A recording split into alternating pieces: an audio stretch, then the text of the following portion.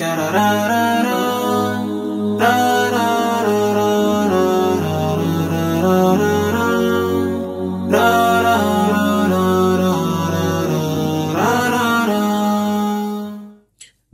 الرحمن الرحيم. الحمد لله رب العالمين، والصلاة والسلام على رسول الله صلى الله عليه وسلم. رب اشرح لي صدري ويسر لي أمري واحلل عقدة من لساني يفقه قولي. اللهم علمنا ما ينفعنا وانفعنا بما علمتنا وزدنا علما وارزقنا فهما. وبعد، السلام عليكم ورحمة الله وبركاته. وعليكم السلام. Ndugu wapenzi watazamaji wa Istiqama Swahili TV, kwanza ni matumaini yetu kwamba hapo ulipo ni mzima wa afya, lakini kama una ugonjwa wote basi Allah atakupa shifa. Natumai kwamba unaendelea vyema na kufunga mwezi wa Ramadhani saum. Tunaomba Allah atutakabalie saumu ambazo tumezifunga na atuafikishe kuzikamilisha vyema saumu ambazo zimebakia. Napenda nikaribishe katika kipindi hichi cha muendelezo wa vipindi vyetu ambavyo tunavituma, na leo hii tupo katika kipindi cha anwani inayosema kushikamana na jamaa. Tunaelewa kwamba katika familia zetu kuna changamoto mbalimbali, watu kutoelewana, kuna migogoro mbalimbali na hapa na pale, lakini Uislamu unasemaje kuhusu kushikamana na jamaa? Lakini kuna baraka gani wanaopata wale ambao wanaoshikamana na jamaa zao? Lakini pia kuna hasara gani wanaopata wale ambao wanaotengana na jamaa zao? Ungana nasi mwanzo hadi mwisho wa kipindi hichi ili uelewe kwa uzuri kabisa na kwa undani nini kushikamana na jamaa kuna kusudiwa. Utakuwa nami Tariq bin Hafidh bin Salim al-Ghaithi sambamba na mgeni wetu ambaye ni Sheikh Salum bin Nasr al-Batashi ambaye ni mudir wa Mahad Istiqama iliyopo Tunguu, Zanzibar. Kwanza kabisa napenda nimkaribishe Sheikh Salum awasalimie watazamaji, alafu tuendelee na kipindi. Sheikh Salum, tafadhali. Shukran Sheikh. Bismillahir Rahmanir Rahim. Alhamdulillahi Rabbil Alamin wa bihi nasta'in wa la hawla wa la quwwata illa billahil aliyyil azim. Amma ba'du, fassalamu alaykum wa rahmatullahi wa barakatuh. Wa alaykum assalam wa rahmatullahi wa barakatuh. Sheikh Salum, karibu sana katika muendelezo wa vipindi vyetu. Na leo tupo katika kipindi katika mada ambayo inasema kushikamana na jamaa. Tunatumai kwamba tutafaidika mengi kutoka kwako Sheikh Salum katika mada hii biidhnillah, inshallah khair. Kwa hivyo Sheikh Salum, kwa kuanzia kwanza tupe uelewa mzima wa hii kushikamana na jamaa. Nini hasa maana yake inakusudiwa? Ahsan Sheikh Tariq. Bismillahir Rahmanir Rahim. Alhamdulillahi Rabbil Alamin wa sallallahu ala sayyidina Muhammad wa ala alihi wa sahbihi ajma'in. وبعد موضوعيته هي kushikamana na jamaa au silatul rahim. Naam.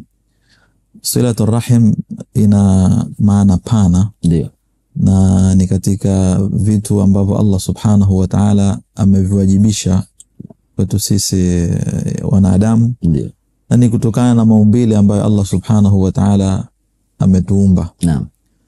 Arrahim au jamaa ni wale wote ambao wanafungamana, wanahusiana na huyu mwanadamu kwa upande wa mama, upande wa baba, kuanzia matawi mpaka mashina, kuanzia mashina mpaka matawi, wote hao wanaingia katika arrahim. Na Allah subhanahu wa ta'ala alitoa amri ya kwamba ukoo huu au jamaa hawa waungwe, ndio, yani kuwe na umoja na mshikamano na mapenzi kwa jamaa hao. Baina yao kukawekwa haki au hukuk, haki nyingi na wajibati. Naam. Kunatekelezwa wajibu na kunatekelezwa haki baina ya hawa al-arham, baina mahusiano yao.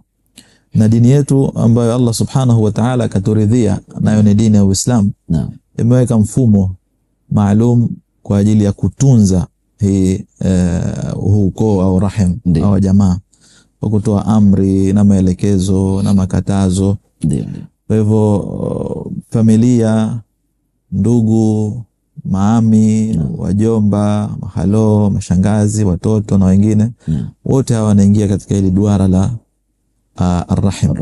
Na dini yetu imetutaka tuunge mkono au tuunge huu jamaa kwa kupendana na kuwasiliana na mambo mengine. Kwa hiyo silatul rahim ni wajiba, ni amri kutoka kwa Allah subhanahu wa ta'ala, nayo ni wajib.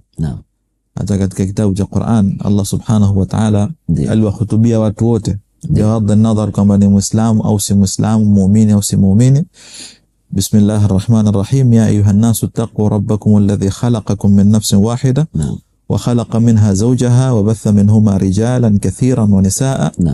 واتقوا الله الذي تساءلون به والأرحام إن الله كان عليكم رقيبا. أني watu nyote اتقوا الله, muogopeni Allah subhanahu wa ta'ala, muogopeni Mola wenu. Rabbakum alladhi khalaqakum min nafsin wahida, kakuumbeni nyinyi kutokana na nafsi moja, alafu ikatoka katika nafsi hiyo mkaumbwa azwajan, kike kiume, rijalan wa nisaa, wengi. Alafu akarejea tena amri ya ittaqullah, muogopeni sana Allah subhanahu wa ta'ala, wal arham, ittaqullah alladhi tasaaluna bihi wal arham, na chungeni sana, ogopeni jamaa, yani kuunga al arham, kuunga udugu. Kwa hiyo silatul rahim, kuunga udugu au jamaa, kushikamana na jamaa ni jambo la wajibu kwa kila Muislamu, na ni amri kutoka kwa Allah subhanahu wa ta'ala. Sawa.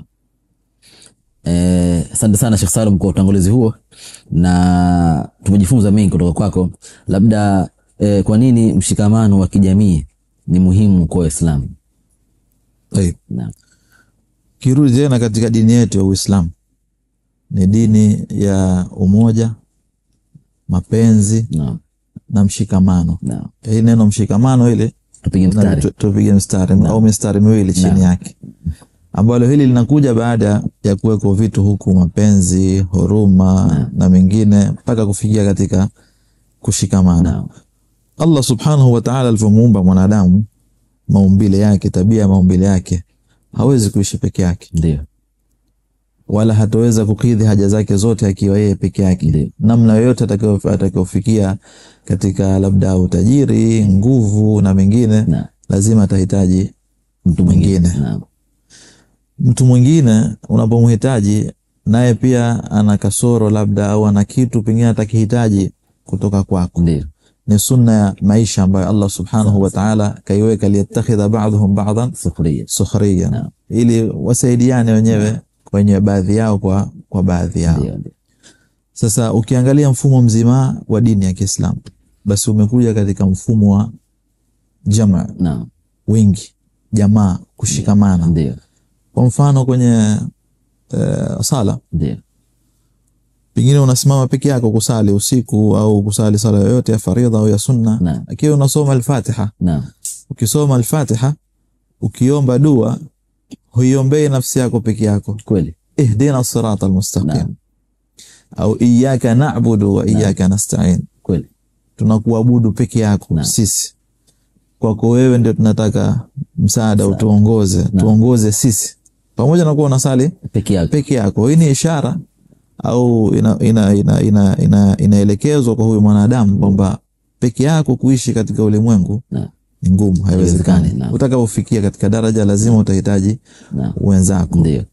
Na umoja huu na mshikamano huu ndio ambao unapelekea baadaye kutengenezeka jamii iliyokuwa na utulivu, amani, uadilifu, mapenzi. Jamii itakuwa safi kutokana na mambo mengi ambayo yanakuja kutokana na kukosa huu mshikamano na umoja. Kwa hiyo maumbile ya mwanadamu hawezi kuwa peke yake, lazima anahitaji wenza. Dini yetu kutuzoesha hivyo, hata katika ibada zetu tunafanya tukiwa kwa pamoja. Haji, watu wanakwenda wote wakiwa hawana tofauti, wote wanakwenda kwa Allah subhanahu wa ta'ala, hajulikani tajiri nani, maskini nani, mgonjwa nani, mzima nani, wote wanafanya kwa pamoja. Mshikamano huu kufika huku katika jamii, stage ya juu ya jamii, inaanza chini katika stage ya familia. Sababu jamii hii inatengenezeka na familia. Inaanza familia ambayo inatokana na baba na mama, watoto. Baadaye watoto nao pia pengine wataoa, watapata watoto na wengine, na jamii inakuwa. Kwa hiyo kuna familia. Ikianza mshikamano katika familia, basi mshikamano ule utaendelea mpaka katika jamii nzima itakuwa ni jamii yenye kushikamana. Na ikiwa ni jamii yenye kushikamana, basi itakuwa ni jamii ambayo ina kila aina ya mazuri. Mambo mengi mabaya itaepukana nayo, kwa sababu mambo ya choyo, mambo ya hasad, mambo ya kuoneana chuki na mengine, yote haya yatakuwa hayapo kulingana na mshikamano ambao upo katika jamii ya Kiislamu. Naam. Sawa. Shukrani sana Sheikh Salim. Labda sasa tuende katika dalili. Je, kuna dalili kutoka kwenye Qur'ani na hadithi ambazo zinasisitiza umuhimu wa kushikamana na jamaa? Mashaallah, bila shaka madamu jambo hili ni wajibu kawajibishiwa mwanadamu, bila shaka yako maelekezo kutoka kwa Allah subhanahu wa ta'ala yanayomwelekeza mwanadamu kutekeleza amali hii. Kwanza ni ile aya tuliyosoma mwanzo katika sura an-Nisa, ya ayuhan nasu taqu rabbakum alladhi khalaqakum min nafsin wahida, mpaka kufikia mwisho, wattaqullaha alladhi tasaaluna bihi wal arham inna Allaha kana alaykum raqiba. Kaweka Allah subhanahu wa ta'ala kwamba ogopeni, chungeni sana al-arham, isije ikaingia fitna au kuharibiwa na nyingine, na mjue kwamba Allah subhanahu wa ta'ala anachunga, anaangalia. Lakini hivyo Allah subhanahu wa ta'ala kauliza swala, au sio swala ambalo nataka jawabu, bali ni habari au ni maelekezo kwa wanadamu. Wakati mwingine mwanadamu humuingia hisia za kujihisi au mustaghni, kajitosheleza. Mfano Allah kamruzuku kitu, kamfungulia riziki zake, wenzake labda katika familia hawakupata riziki hii au neema hiyo kutoka kwa Allah subhanahu wa ta'ala. Ikamjia labda yeye ni wa muhimu sana kwa ile familia, yani mimi lazima wote wasikilize maneno yake, amri zake, anataka yeye akitaka atatoa, hataki hatoi. Allah subhanahu wa ta'ala akasema, fahal asaytum in tawallaytum an tufsidu fil ardi wa tuqatti'u arhamakum. Kwamba nyinyi ndio itarajiwe kwamba pale ambapo mtapata kitu mkapata, an tufsidu fil ardi wa tuqatti'u arhamakum, mfanye ufisadi katika ardhi na muwakate jamaa zenu. Kaweka kando. Ni swala, lakini sio swala, ni itabu inayokuja, ni lawama na habari kwamba haifai, sivyo, kwamba ukipata wakati ujitenge, ufanye ufisadi na uwakate jamaa zako. Wengine wanathubutu kusema kwamba mimi nimepata kwa nguvu zangu mwenyewe, na wewe manake pambana. Allah subhanahu wa ta'ala kawarudi hawa, akawaambia, ulaika alladhina la'anahumullah fa asammahum wa a'ma absara. Hawa wanafanya hivi ni wale ambao Allah subhanahu wa ta'ala kawalaani. Kwa nini wamelaaniwa? Kwa sababu ya kufanya ufisadi na kukata ukoo, kukata jamaa. Fa asammahum, akawatia uziwi, hawasikii wanaloambiwa, wa a'ma absarahum, na akawa pia akawapufua macho yao, yani hawageuki vipofu, kwamba hawaoni wala hawasikii, kwa sababu ya kupumbazwa na walichokipata. Wakafanya kosa kubwa la kukata ukoo. Hivyo Allah subhanahu wa ta'ala watu wa namna hii ambao wanakata ukoo, kawazungumzia Allah subhanahu wa ta'ala, walladhina yanqudhuna ahda Allah min ba'di mithaqi wa yaqta'una ma amara Allah bihi an yusal wa yufsiduna fil ard. Na wale ambao wanakengeuka ahadi walizompa Allah subhanahu wa ta'ala, wanakata ahadi za Allah subhanahu wa ta'ala, na wanakata ukoo. Hawataki kabisa kuhusu mambo ya familia, ndugu, jamaa na nini. Allah subhanahu wa ta'ala hivyo akasema kwamba hawa watu anawapa laana. Ulaika alaihim al-la'natu wa lahum su'u dar. Hao bana Allah subhanahu wa ta'ala anawapa laana, na itakuwa mambo yao ni mabaya katika huu ulimwengu. Dalili nyingine zipo nyingi katika Qur'ani zilizoamrisha kufanya kuunga udugu. Ama katika sunna Mtume Muhammad sallallahu alayhi wasallam, hadith Rasul sallallahu alayhi wasallam, pia zipo hadithi nyingi ambazo zinaeleza umuhimu wa mtu kuunga jamaa zake. Moja katika hizo au baadhi ya hizo, Mtume sallallahu alayhi wasallam kasema, man ahabba an yubsata lahu fi rizqihi wa yunsa lahu fi atharihi falyasir rahimah. Mashaallah. Naam. Hii ni ofa. Naam, ofa au kwa wale wanaotafuta njia za kufanikiwa katika maisha, wakataabika, wakafanya wajafika. Njia hiyo wamepewa na Mtume sallallahu alaihi wasallam, nyepesi, simple. Naam. Yule ambaye atapenda Allah subhanahu wa ta'ala amwepesishie riziki zake. Naam. Amtanulie riziki zake, amuongezee riziki zake. Naam. Kama ni utajiri na neema na mingine. Naam. Na anapenda kwamba watu wamzungumze vizuri atakapoondoka katika jamii.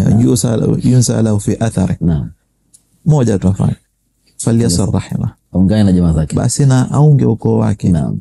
Ndugu, familia, jamaa, maami, wajomba, ndio aunge ukoo.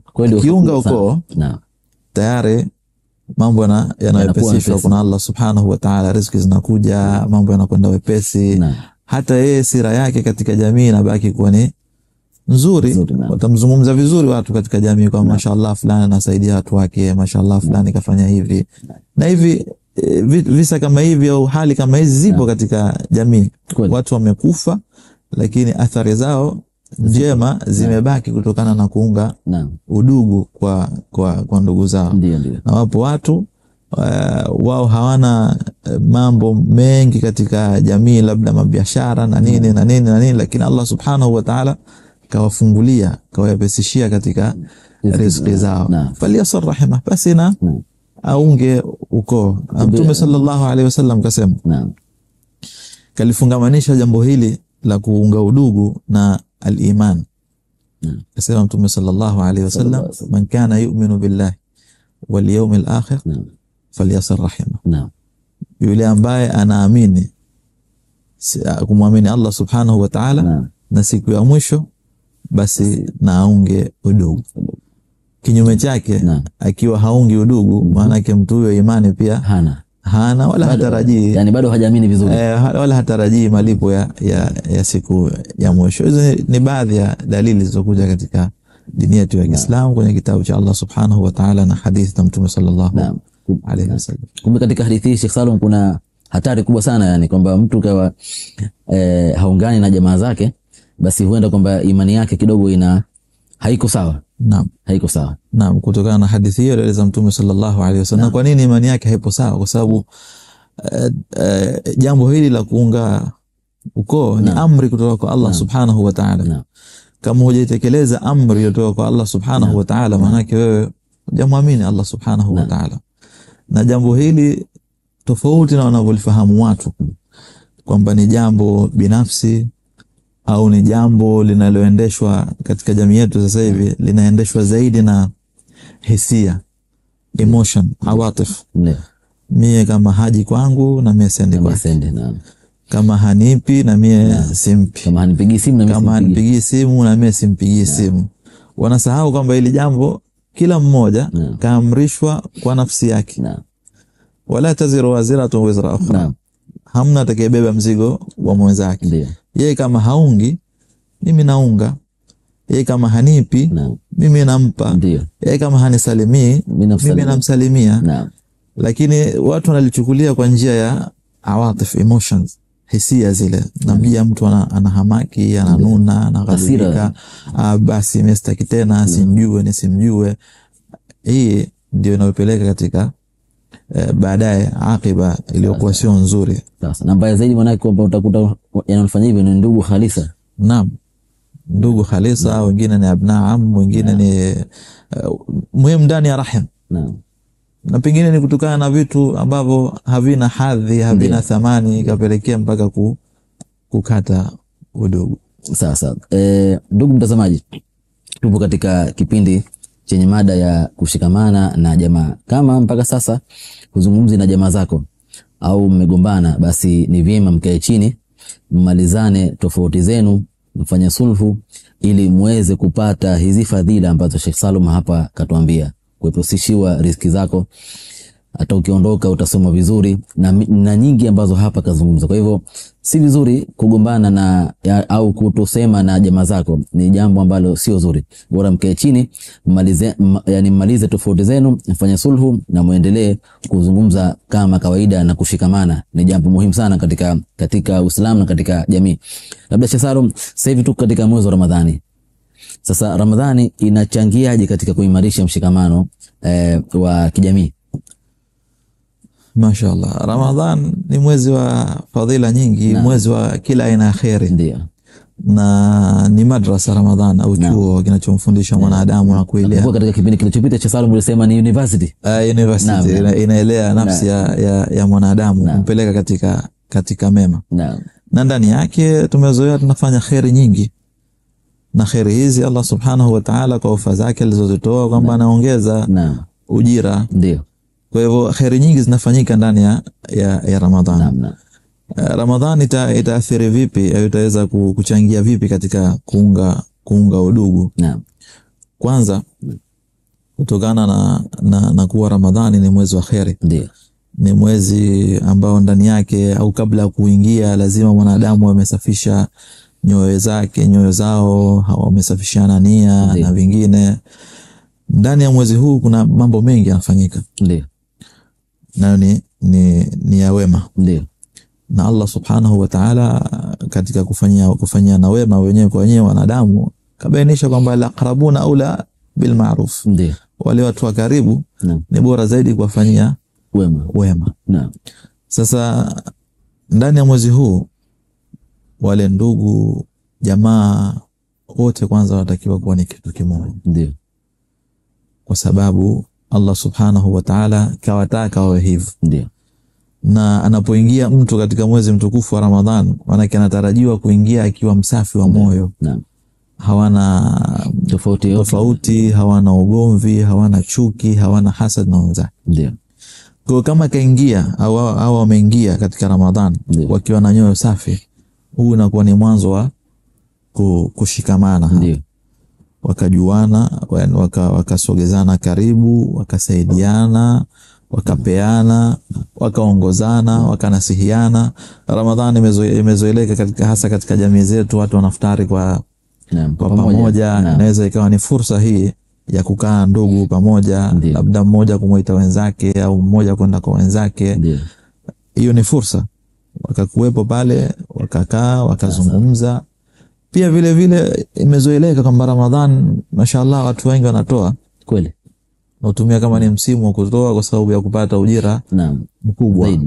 Basi kama mtu karuzukiwa riziki pana kutoka kwa Allah Subhanahu wa Ta'ala, halafu akawa nao jamaa zake ambao nao pia wanahitaji katika riziki hizo, ikawa hii ni njia ya kurejesha udugu na kuziunganisha nyoyo kwa kuwapa kilichokuwa na upendo maana kizuri. Kizuia na unacho hapo unazidi kubomoa na watu watakuwa wanakushusha hadhi na thamani. Kwa hiyo minasaba kama hii pengine ya kufutari pamoja, kusaidiana, kupeana sadaka, kushauriana katika mipango na mambo mengine ndani ya mwezi mtukufu wa Ramadhan unapelekea huu udugu kushamiri na kushikamana zaidi. Kwa sababu tunatangulia kusema hawa wote wameingia katika mwezi huu mtukufu wakiwa na nyoyo safi. Kama walikuwa nyuma huku hawasikilizani, tayari wameingia katika mwezi mtukufu wa Ramadhani ambao umewataka wasiingie hali ya kuwa hawasikilizani. Kwa hiyo imeondoka tofauti yao, umerudi umoja wao. Ndani yake kuna khairi nyingi zinapatikana, na ukiunganishwa huu udugu, zile athari tulizozungumza hapa za kwamba mapenzi na riziki kuwa nyingi na watu kusema na vizuri zinapatikana katika msimu kama huu. Na Allah anaongeza ujira katika amali kama hizi. Kama ulikuwa ukimsaidia moja, utamsaidia hiyo moja, lakini kwa ujira wa 100 au 1000 kwa Allah Subhanahu wa Ta'ala. Pengine umewasiiwa na Allah Subhanahu wa Ta'ala zaidi, ukamuongeza zaidi, hivyo Allah Subhanahu wa Ta'ala anakuongeza kwenye riziki zake, na anakuongeza pia kutoka kwa hao unawaunga kupata mapenzi kutoka kwao.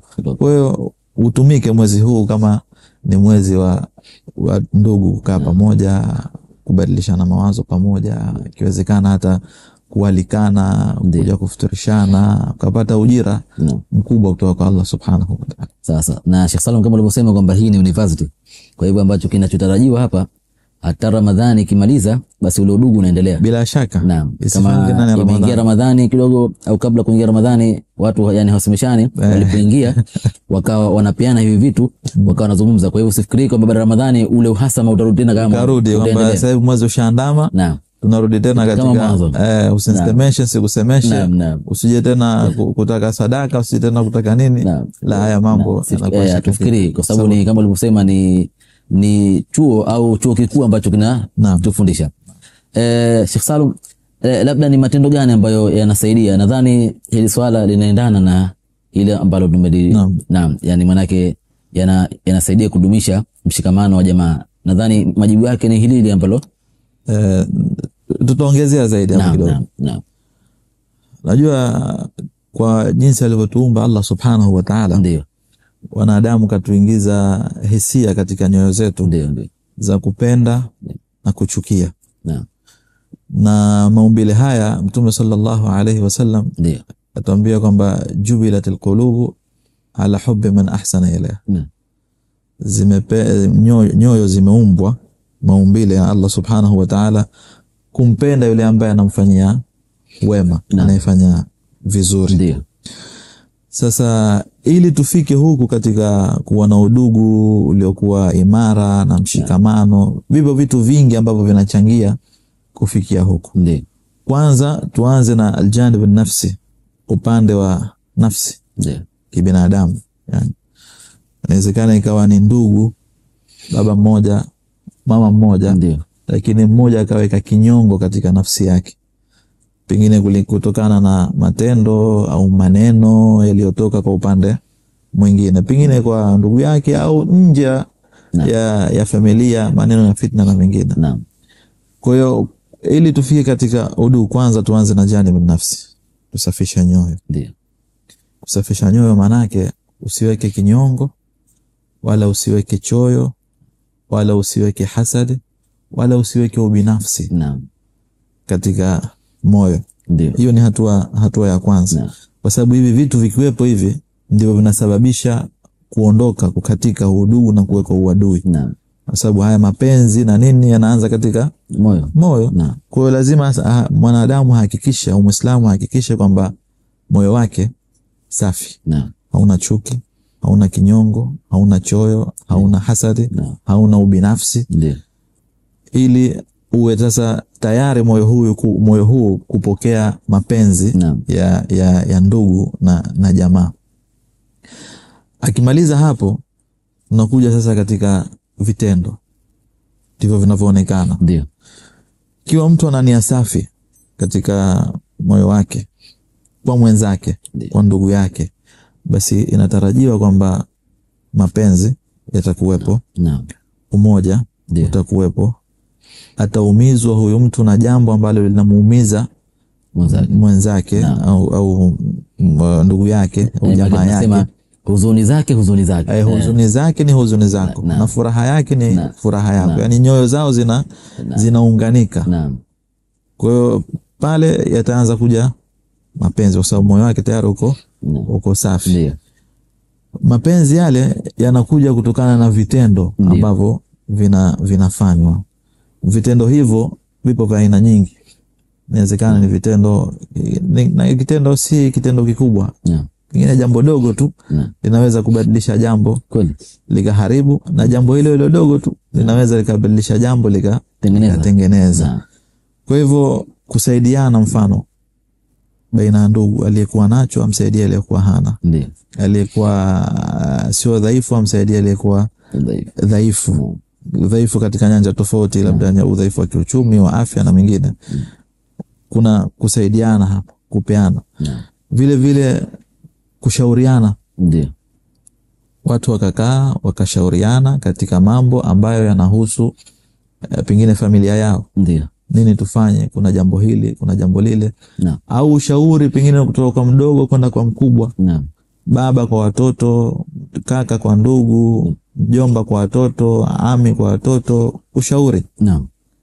Kutokana na yale mambo ambayo yataonekana kwamba haya yatakuwa na maslahi kwa huyo mtu, au amshauri kuachana na mambo ambayo yatakuwa yana madhara kwa nafsi yake. Kwa hiyo anamshauri. Kwenye kushauri pia tunaingia katika muamala wa maneno. Naam. Kwenye muamala ya maneno na muamala ya vitendo, azungumze naye maneno yaliyokuwa mazuri. Ndio. Maneno ambayo yatamhisisha yule mtu kwamba mimi huyu anayenishauri ananipenda, ananijali, hanidharau. Ndio. Hiyo sio ni maneno ambayo ndani yake ana dharau, kwa sababu kama tulivyosema mwisho yote anarudi katika moyo ambao mwanadamu kaumbwa nao, zinakaa hisia zetu katika moyo. Likiingia baya mwanadamu anaweka katika moyo wake na itabaki athari yake na mingine. Kwa hivyo kwenye maneno, kwenye vitendo, jitahidi ndugu wa watu kutoonyesha dharau, aonyeshe kujali. Naam. Aonyeshe mapenzi. Ndio. Hivyo aonyeshe kumlinda.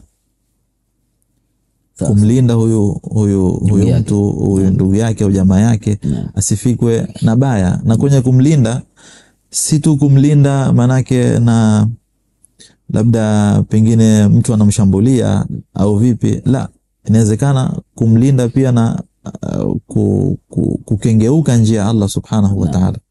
Anamuona anakwenda sipo, amfahamisha. Naam. Kwa uzuri, kwa maneno mazuri na ihsan na wema.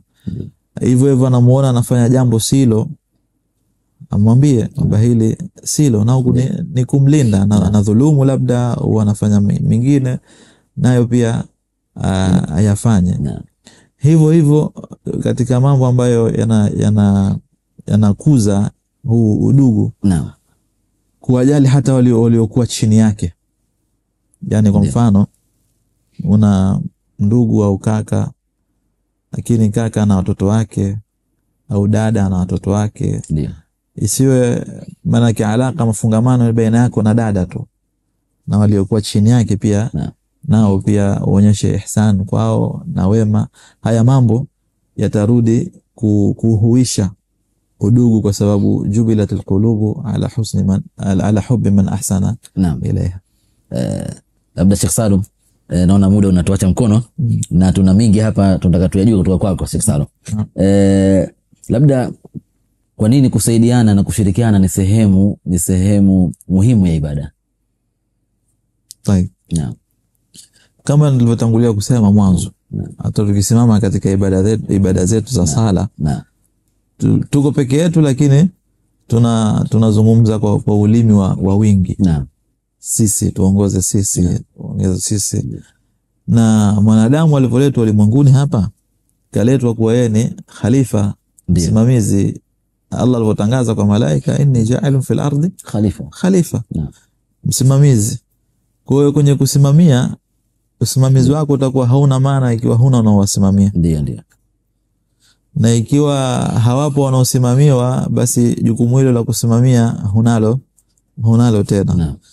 Kwa hiyo kutokana na kwamba kama mwanadamu kaletwa kuwa ni khalifa katika ardhi, usimamiaji wake na uendeshaji wake unahitaji wingi.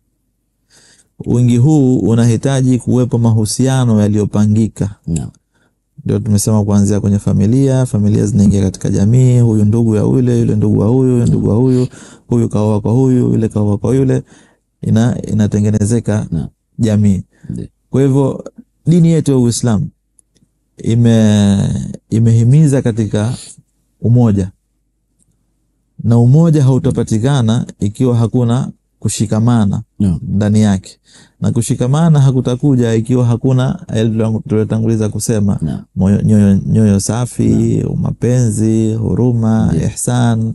Vinafungamana hivi, vinatoka kwenye moyo, kuna ihsan, mapenzi, huruma, inaingia kwenye kushikamana. Kushikamana kutupeleka kwenye umoja, na hili Allah subhanahu wa ta'ala akalijalia kwamba ni ibada, na ibada ni jambo lolote ambalo utalifanya kwa ajili ya Allah subhanahu wa ta'ala, linarudi na maslaha kwa nafsi na kwa jamii. Halirudi na madhara kwa nafsi wala jamii, na unalifanya kwa ajili ya Allah subhanahu wa ta'ala. Jambo hilo linahesabika ni ibada. Kwa hiyo umoja katika jamii inahesabika kwamba ni ibada kwa Allah subhanahu wa ta'ala. Wa'tasimu bihablillahi jami'an wala tafarraqu. shikamaneni na kamba ya Allah subhanahu wa ta'ala nyote kwa umoja wenu, wala msifarikiane. Kwa hiyo inazingatiwa kwamba kushikamana ni ibada katika ibada za Allah subhanahu wa ta'ala. Shukrani sana Sheikh Salum, japokuwa muda unatuacha mkono. Sasa twende upande wa pili. Kuna athari gani za kutoshikamana na jamaa? Athari ziko nyingi. Na kwa kuwa muda wako mchache tutataja baadhi. Na nyingine pengine tunazishuhudia katika jamii zetu. Nyingine tumezitaja katika aya tulizotangulia kutaja mwanzo. Miongoni mwa athari hizo, kwanza kabisa laana ya Allah subhanahu wa ta'ala. Na laana maana yake mtu kutolewa katika rehema za Allah subhanahu wa ta'ala. Hatari kubwa sana. Kitolewa kwenye rehema za Allah subhanahu wa ta'ala, kaanza kupuyanga mwenyewe na dunia yako, hujui unapokwenda, hujui mbele wapi, hujui nyuma wapi. Pengine kosa lilopelekea ulaaniwe ni kukata ukoo, laana ya Allah subhanahu wa ta'ala. Hivyo kwa hapa duniani Allah subhanahu wa ta'ala, kwa kuwa aliahidi kwamba ukiunga ukoo tutakuwepesishia riziki yako, kinyume chake mambo yako katika jamii yatakuwa hayafahamiki. Yani hapo unatakiwa manake usitafute mchawi nani? Usitafute mchawi. Mambo yako yataanza kuwa magumu, hujui nini linafanyika, nini halijafanyika, hili halijawa, kwa nini halijawa. Pengine inawezekana ikawa ni qata' ar-rahim, kuwakata jamaa. Ndio Mtume sallallahu alaihi wasallam kasema pia kwamba qati' ar-rahim la yadkhul al-janna, la yadkhul al-jannata qati' ar-rahim, haingii peponi mwenye kukata ukoo. Kwa hiyo pepo huyu mtu, maneno vijana barazani, ataisikia redioni. Sasa atakosa pepo. Hivyo kwenye kukata ukoo zinarudi sio kwa mtu binafsi tu, hata katika familia yenyewe. Magomvi, kutokusikilizana, fitna, chuki, kusemana, kusimangana na mingine ambayo haya yanapelekea kuondoa mapenzi katika familia. Ndio pale itakuja kila mmoja na yake. Mie na watu wangu hawa, na mie watu wangu hawa, mie yule akiniuliza sawa, hajaniuliza sawa, nimesha kwenda kwake mara nyingi, yeye hajaja kwangu na mie siendi tena, na mingine inakatika familia. Ukoo unaanza kukatika. Kikatika pale inakuwa tena hata kujuana, ndugu, jamaa, mtoto wa ammi, pengine mtoto wa ammi ana watoto wake, lakini watoto hawajui watoto wa ammi, wala hawajui watoto wa dada, hawajui watoto wengine. Hii inapelekea kiathiri ukoo pale, na jamii pia inaathirika. Yale magomvi na zile chuki zinaingia katika jamii. Ndio pale utasikia tena wengine watu wanapigana, wengine watu wanashikiana mapanga, ndugu, wengine wanatiliana fitna, wengine wanashtakiana, wengine wanafanyiana ubaya. Yote hayo yanarudi pengine yameanza kwa level ya juu ya baba na nani, alafu yanashuka mpaka kwa wale watoto ambao hawana kosa lolote. Waliogombana ni baba na ami, au mjomba na shangazi, lakini tena mpaka watoto wameingizwa. Kiingizwa watoto na hao wanainakili katika jamii. Maskuli wanasoma pamoja, vioni wanasoma pamoja, inakaa kwamba ami hatupendi watoto wake hivi, watoto wake hivi, alafu inaingia katika jamii. Hapo inakuwa tena mtihani. Na hili tatizo linakuja kama nilivyosema mwanzo kwamba sisi tunayafanya haya mambo sio kwa kuzingatia kwamba hii ni amri kutoka kwa Allah subhanahu wa ta'ala. Hatubebi kadhia hii kwa mkoba wa imani. Sisi tunabeba kwa mkoba wa hisia zetu, kwamba bwana akansema sana. Ni kweli inarudi athari, inaingia kwamba akansema vibaya, namsaidia lakini anafanya hivi, hana shukrani. Zinakuja kimaumbile ya kibinadamu, kwa sababu moyo ni moyo. Na moyo unapenda mtu anayemfanyia wema, na hivyo anachukia mtu anayemfanyia ubaya. Lakini tunachotakiwa sasa sisi, mtihani wenyewe ulipo, tusiziendekeze hizi hisia zetu. So ukiziendekeza ndo zinatupeleka huko, zinatutoa sasa katika njia, zinatupeleka huko kwenye magomvi na nini na mengine. Ingelikuwa wakati wako na ruhusu, tungechukua ibra katika kisa cha Yusuf alayhi salam na ndugu zake. Ndio. Kama muda wako unaruhusu, kama uruhusu kama ni siku nyingine. Naam, basi nakupa Sheikh Salum, nakupa muda huo. Tayo kwa faida watazamaji pamoja na ili turudi kuziangalia familia zetu na udugu wetu, rudi katika njia ambayo inatakiwa. Ndio. Yusuf alayhi salam kwa ufupi, naam, kafanywa mengi na ndugu zake. Naam. Na mengi hayo ni makubwa na ya hatari. Walipanga kuua, naam, kumuua au wakamtupe akaliwe na wanyama. Ndio. Wakawafikiana wakamtumbukiza kwenye kisima okoto huko apotelea mbali. Naam. Na ni sababu tu ya choyo, na wivu na hasad, kwamba huyo Yusuf yuko karibu na baba na sisi tunataka awe sisi ndo tuwe karibu na sisi wakubwa. Na sisi wakubwa na wengi. Kwa hiyo nini tufanya? Tumuondoshe. Naam. Choyo, husda na chuki na ubinafsi. Ndio. Anafanywa haya Yusuf, ana akili zake, anafahamu, anaona. Wamtia kwenye kisima Allah kapitisha rehema zake na nini mpaka kufikia akawa Aziz Misr. Naam, mashallah. Naam. Kaingia jela, mengi amemkuta jela na nini na mitihani mpaka akawa sasa ni Aziz Misr. Naam. Kiongozi mkubwa na mamlaka na nini. Imefikia wakati ndugu hawa wakafikwa na haja, wakamrudia tena huyo Yusuf bila kujua, lakini hawakumjua. Fajaa ikhwatu Yusuf fadakhalu alayhi fa'arafahum wa hum lahu munkirun. Naam. Yeye kawajua lakini wao hawakumjua.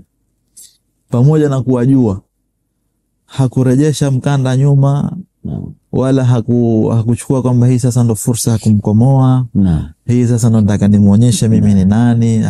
Wamekuja na shida zao, tuna shida, tunataka chakula. Kawapa chakula na nyongeza na hivi na hivi. Naam. Si hivyo tu. Wakati wamerudi tena wale, Yusuf apanga mpango wake wa kumzuia mdogo wake, akaonyesha kama kaiba na hivi. Walipokuja kujitetea wale, wamemwambia bwana, in yasriq faqad saraqa akhun lahu min qabl. Kama kaiba basi na kakake pia aliwahi kuiba, ambaye jambo hili hakulifanya. Naam.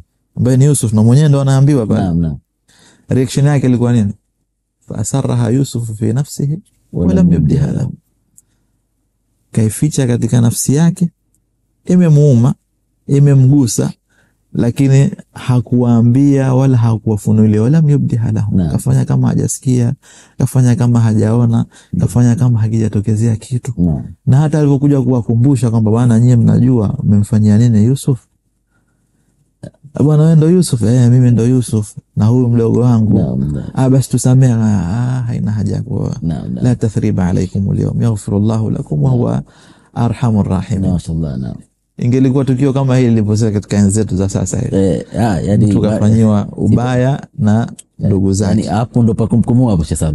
Wacha ubaya kufungwa jela na nini, pingine kamsema vibaya tu kwa watu kwamba yule hivi, yule bakhili, yule hazivi, yule hivi, yule hivi. Inabaki ni kisasi na kukatana. Sitaki tena yule khiana, yule hivi, mie hivi, yeye na yake na mie na yangu. Udugu na unakatika. Unasahau kwamba huu udugu huu ni amri kutoka kwa Allah subhanahu wa ta'ala. Yusuf alifadhilisha kutekeleza udugu wake na kuunga ukoo mpaka akaja baba na ndugu wote akawachukua na maisha yakaendelea.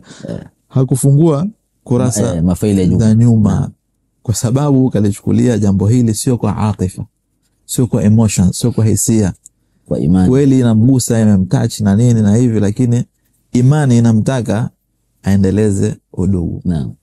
Sasa na sisi tuna wajibu wa kufanya hivyo hivyo. Mengi tunakoseana ndugu jamaa na hivi, ukasema hivi, yule kafanya hivi, ukamchukulia hivi, kamdhulumu hivi, kafanya hivi, lakini inabaki kwamba hili ni jambo la faradhi kulitunza. Na hakuna kubwa kuliko manake vile ambavyo kafanywa Nabii Yusuf. Bila shaka kutupa kisimani si mchezo cha kwa kukusudia na wazi wazi kwamba na apotele mbali, halafu anakuja na shida zake, unamsaidia.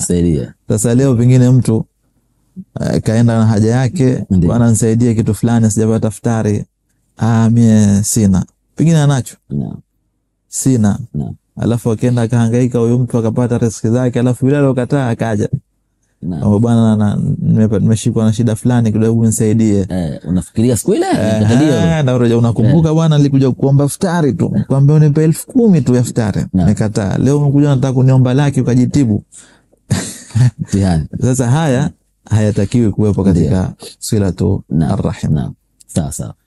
Ni kweli hapa tunapata mazingatio Sheikh Salum.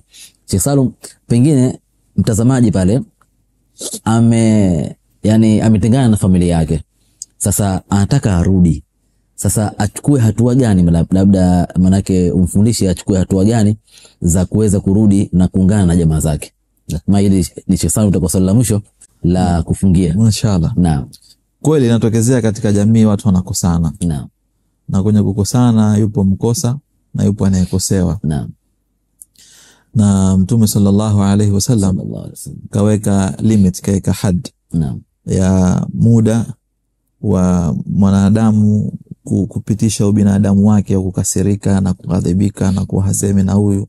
Mwisho ni siku 3. La yahillu limuslimin an yahjura akhahu fawqa 3 layalin yaltaqiyan fayu'rid hadha wa yu'rid hadha. Haijuzu, si halali kwa Muislamu kumhama ndugu yake kwa muda siku 3 mfululizo, ikawa huyu anampuza huyu na huyu anampuza huyu. Wa khairuhum alladhi yabda'u bis-salam. Na mbora wao kati ya hawa ni yule ambaye anaanza yeye kwa kutoa salamu, kusalimia. Taib, sasa ikiwa ndugu wamekosana au jamaa wamekosana, lazima atakuweko mkosa na aliyekosewa. Ndio. Hapa kuna mambo mawili. Inawezekana mkosa akalijua kosa lake. Lakini akajibakisha katika izza, kwamba mimi bwana haielekee mimi nikamuombe radhi fulani. Hili ni kosa. Huyu anatakiwa yeye aende akakiri kosa lake na aombe radhi. Kwa mimi kweli nimekosea na kuomba radhi, unisamehe. Ndio. Hali ya pili, inawezekana huyu aliyekosewa akawa na moyo laini, sasa bwana kanikosea, lakini ndo binadamu, sawa, potelea mbali, yule kakaangu, yule mjomba wangu, yule ami yangu, yule shangazi yangu na mingine. Akatanguliza karama au hadhi ya yule mtu juu ya hisia zake. Akaanza yeye ambaye Mtume sallallahu alaihi wasallam akasema ndo mbora atakayeanza na salamu yeye. Akalifungua hilo jambo. Kwa hiyo kama kuna kukosana, aliyekosea bila kujali martaba aliyokuwa nayo, ndio mwambie mkubwa kuliko yeye, mimi kakake, nimezaliwa mwanzo, mimi nimemlea, mimi hivi. Kama umekosea, basi kwa wema na ihsan anakiri kosa lake na kuomba msamaha, radhi, kama mimi bana hili jambo nimelifanya. Ndio. Kama hichi kisa tulikitaja sasa hivi, walikiri wale kosa lao, kwamba bwana sisi kweli tumekosea, pamoja na ukubwa wao. Na anayeombwa msamaha naye pia asiweke na yeye izza, akasema akaanza tena lazima apebejekewe na masharti yakawa mingi. Bwana mimi bwana ulinikosea mbele za watu, kwa hiyo msamaha lazima uje kuniomba mbele za watu. Wapo watu hapa. Mimi bwana ulinisukuma siku ile nikaanguka, leo bwana unishike mguu. Haya hayatakiwi. Kwa hiyo la kwanza, kama walikoseana, ni kusuluhishana. Ndio. Kusuluhishana maana yake ukasafisha moyo. Yale yote yale yaliyokuwemo katika moyo yakaondolewa. Akaondosha zile kumbukumbu, asizirudishe zile kumbukumbu kwamba wana ilikuwa hivi, wala asiweke kwamba nimekusamehe lakini sikusahau. Wapo baadhi ya watu wanakuambia nimekusamehe lakini yani kwa mujibu ulivyonitendea sisahau hata kidogo. Sisahau. Hilo la kwanza. La pili, tunapoyafanya haya mambo yetu ya kuunga udugu, basi tusiendekeze hisia zaidi kuliko ule uhalisia. Maana mtu atasema ule uchungu wake aliokuwa nao katika moyo, mimi sitaki hata kumuona. Wengine wanakuambia kanifanyia Anun na Firaun. Sijui kafanya hichi, kafanya kile, kandharau, kandhalilisha. Mimi ni salamu tu, mimi naye salamu alaykum, alaykum salam basi. Sio hivyo. Faliafu waliyasfahu, wasamehe na wafute, waondoshe kabisa zile kumbukumbu. Wakifanya hivyo itarudi. Jingine la tatu, waingia katika babu ya ihsan, kufanyana wema. Kama jambo likuwa hujawahi kumfanyia, mfanyie zuri. Kama unakwenda kumwomba msamaha, pia umuombe kwa uzuri. Baada ya kupata msamaha huo, uendelee wema na ihsani katika miamala yao, kuingiliana kwao, kusemeshana kwao, kusaidiana kwao, uwe ni kwa wema na ihsani.